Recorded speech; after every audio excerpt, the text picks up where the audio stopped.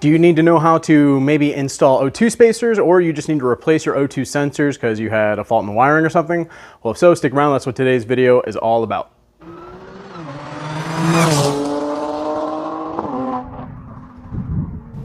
All right, guys, welcome back to Audi C7 owners. I'm Cameron, as always, and we're going to be going over how to replace your O2 sensors. This is a complete replacement, including the wiring harness that's attached to them.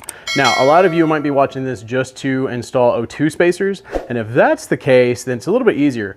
On the C7, you don't really need to remove your supercharger to access your O2 sensors. You can see where they're at right there. You can actually, with the right extensions, just go straight in there with your supercharger on. You can do it without removing anything on the driver's side. On the passenger side, you'll need to remove your air intake and whatnot, and then you can come in from right there and you can see it's super accessible. So if you're doing O2 spacers, you just need to follow whatever steps to get back here, remove those, pull those up, and add a spacer. And most people are going to the straight spacers. That's what this is, and it literally just screws on. Try and do this while holding my camera.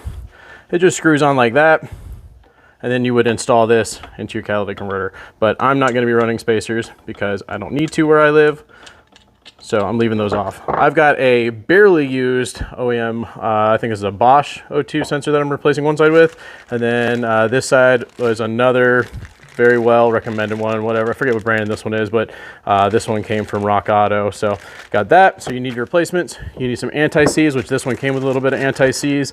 You need a 22 millimeter or 7/8 O2 sensor socket. A lot of people like to use the offset ones, but I'm finding on this car that this works really well. You're gonna need some various extensions, which make life a lot easier. And that should be about it. So we're gonna go ahead and get into this.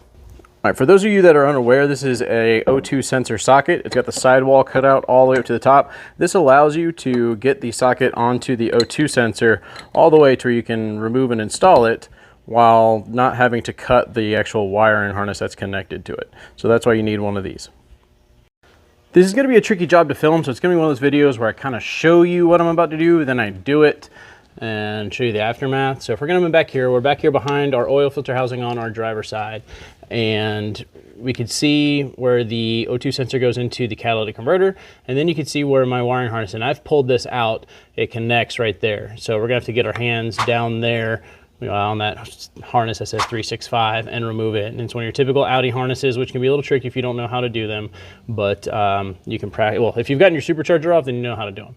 So there's that one. And then on the other side, it's really easy to access from this side with the intake off, but the wiring harness goes down and up and under all of this mess and connects. And it's also attached by a few zip ties. So I'm gonna have to mess with that one a little bit more than this side to get it removed. All right, I've got my socket down on there, and it's threaded on to the top of the actual O2 sensor, and I've got the wire coming out of the side, so I can go ahead and start to crank this loose. And luckily mine came loose very easily, but you can see as the socket moves around, the wiring harness moves around, and that's one tricky thing about this. You need to make sure you don't tighten this, or like if this is a good sensor, you don't want to mess this up to where you damage that actual O2 sensor wiring harness. But now, since that's nice and loose, I can get my hand back there and remove it by hand. We just got the old O2 sensor out of the driver's side. You can see it is very, very, very dark looking. You can see the damage to the wiring harness. And so I think as this just sat on top of the catalytic converter, it got loose and sat there, and that's what eventually made this go bad. Granted, the car also has 140,000 miles on there. It is catless. The cats on this one are gutted because they failed on me, so I just had to knock them out and get the car on the road again. But so there's a lot of things that could have contributed to the failure of these.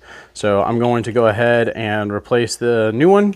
Now remember, this gets plugged in, so if you plug this in first before you actually screw this in, you're gonna have to pre-twist your new O2 sensor so you have enough room for the rotations of the O2 sensor to go back down to the catalytic converter. So what I would highly suggest is putting this into the car or into the catalytic converter first, or your test pipes. That way you don't have to worry about the pre-twist, and then you can plug in the harness afterwards, and that would be a lot easier to do. So I'm gonna go ahead and go get this put on the car. I almost forgot this very, very, very, very important part. You definitely want to put a little bit of anti-seize onto the threads of your new O2 sensor, and just make sure it doesn't actually get down here over the ports for the O2 sensor. Just a little bit on the threads is all you need. So I'm just going to put a little bit of a dab with this jacked up brush that I've got. And then I'm going to kind of use my finger with my glove on to rub it around.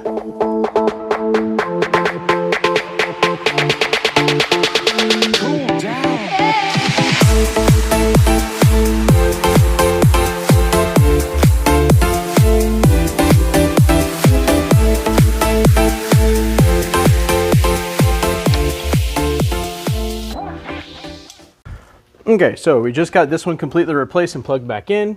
As you can see, we got the new O2 sensor in there, and I added a little zip tie to this wiring harness, and because what I wanted to do is just make sure that that wire stays up off of the catalytic converter and doesn't get too ridiculously hot.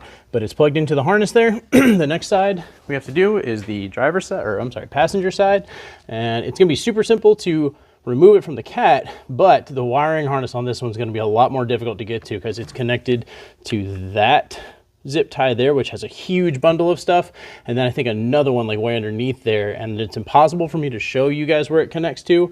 I can feel it with my hand, so I'm just going to have to do it by feel, and hopefully it won't be terrible. I'll let you guys know here in just a bit.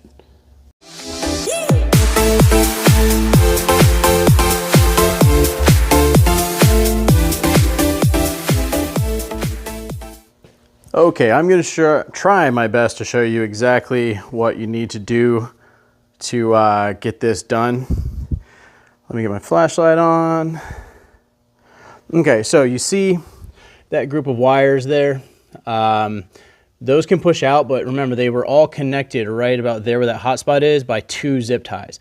Those zip ties hold on the wiring harness for your passenger O2 sensor. So I cut those zip ties to free it from there. Now I'm going to try and find the right angle to look down here. If you look way down here, let me get the flashlight buried here. Get some light on it somehow. Okay, there we go. Right there, that black clip below the green one, right there. It's wanting to focus on the green clip, but you see that black thong there, kind of trying to get it to focus, and it just doesn't want to do it. But that black clip is what's holding on your wiring harness connection, and that just slides off the metal. The actual wiring harness sits in that open channel, that metal open channel, and you just push it out. You can get your hand back there, you just pop it out. Now keep in mind, it's really hot back here if you just turned your car off, so use caution. But once you do that and you pop off that plastic clip off the metal, it's just a little grabber thing that holds on to it, then the wiring harness will come straight up. So it's not terrible. You do have to spend some time fidgeting with your hands back here, but you'll figure it out. All right, we just got the passenger side O2 sensor out, and this, let me show you this thing right here. This little grabber piece is the one that I was trying to show you there below the green plug. You can see how it grabs onto those metal ledges, and this is what holds this wire up off the catalytic converter. So I'm going to do my best to get this thing off because it's just attached by a zip tie. So I'm going to zip tie it to my new one, and we will see if I can get it put back on there because it does keep it off of the very hot catalytic converter. All right, we have the new O2 sensor. Remember, this one is a used one. It's a Bosch one that has like 600 miles on it, so it's barely used. Got it from a friend, and that's why it looks a little bit different than the other one. But I went ahead and zip tied that piece back on. I used the old wiring harness because they're the same length to kind of approximate where to put it. So that is on there. So we're gonna go ahead and get this in there. If for whatever reason I have an issue getting this back on, I'll probably just remove it, take this whole thing out, and just zip tie it off myself. It's got this nice little guard here that I might be able to use a zip tie around, and that'll protect the wire.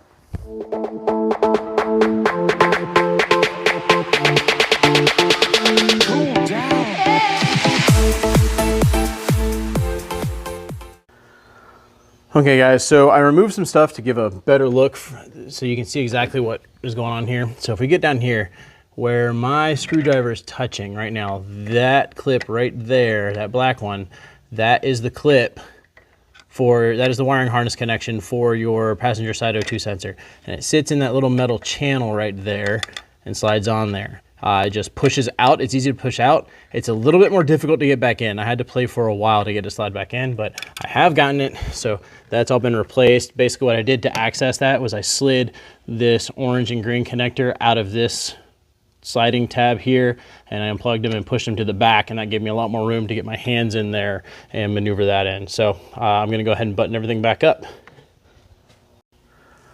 All right, y'all, we got both of the O2 sensors replaced. With that one, I couldn't get that little metal clip thing back on. That was just a pain in the butt, so I just ran the line up, and I zip tied it to the wiring harness right here, this bottom one where there was the original zip tie. So it's up and out of the way. It's not resting on the catalytic converter. Same thing with the other side. It's all tucked away and good to go. So that was a successful job. All in all, if you know what you're doing, it'll probably take you, including taking the supercharger off, depending on how good you are about that. Once you get the supercharger off, I'll say it'll take you maybe about an hour to replace both of those. So, yeah, that's all we have for this video. If you guys found this helpful, please like and subscribe to the channel. That really helps me out. Leave a comment below. Let me know some other videos that you'd like to see. Also, check the description. There's some links down there to some things that you can buy, including Audi C7 owners merchandise. So I got some t-shirts and a hoodie design there if you'd like to go check that out. And then there's a Amazon list, a couple different Amazon lists on there. There's one that's a wish list of stuff that I've just put on there, things that I want to eventually do with the channel. And if you want to help out the channel, you can buy something off that and it'll ship right to me, and then I can get a video done. So if you guys feel like doing that, feel free to peruse those lists. Anyways, I will see you guys on the next video. Thanks for watching and catch you later.